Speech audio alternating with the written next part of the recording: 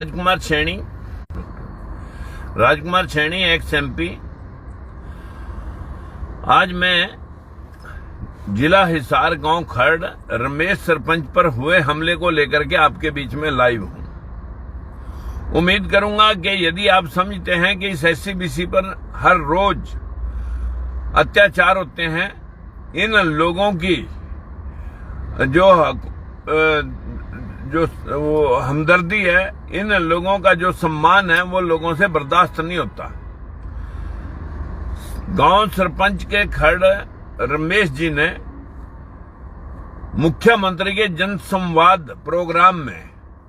गांव के कुछ दबंगों के द्वारा 40 एकड़ जमीन जो कब्जा की हुई है, उसको लेकर के सवाल उठाया था कि सरकार यदि पारदर्शिता दिखाती है तो इन नजायज कब्जों को बहाल कराए। और जैसे ही नजायज कब्जे बहाल कराने की आवाज उन्होंने उठाई तो उसको लेकर के काबिज लोग हमलावर हो चुके हैं। उसको जान से मारने की धमकियां तो दी ही जा रही थी, लेकिन देखिए आज से एक दिन पहले भी उसको ताकीद किया उन लोगों ने, उनको धमकी दी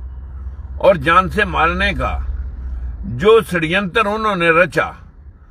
वो तो किसी तरह न किसी तरह आज जान बचा करके इधर उधर हो गया। लेकिन उसके परिवार के, उसके घरवाली, उसके बच्चे, उसके रिश्तेदार के बच्चे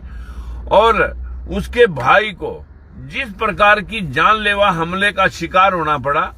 इससे कहीं न कहीं रमेश सरपंच की तो जान भी जा सकती थी।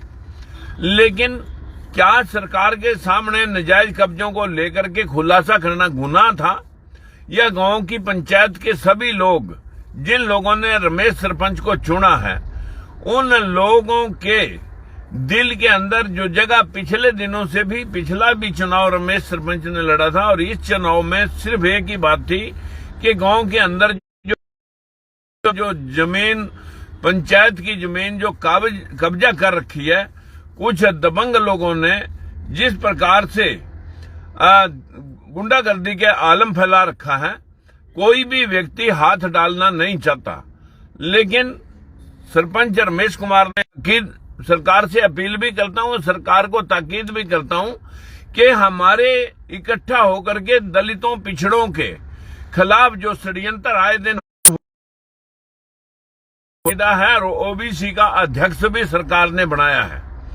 अगर उसमें भी कहीं गैरत है, उसको भी कहीं जिम्मेवारी लगती है कि हमारे समाज के लोगों के साथ इस प्रकार की गुंडागर्दी बर्दाश्त नहीं की जाएगी, उसे भी लाइव आकर के ये कहना जरूरी है कि भाई हमें इंसाफ में देरी की वजह से हमें जिंदा और मुर्दा करना पड़े और सरकार को चेताना पड़े, और फिर सरकार कहे कि ये विपक्ष का आदमी है, ये आज सरकार का ही आदमी है और सरकार की जिम्मेवारी बनती है और सरकार के ही काम में दखलंदाजी हुई है और सरकार को तुरंत एक्शन में लेकर के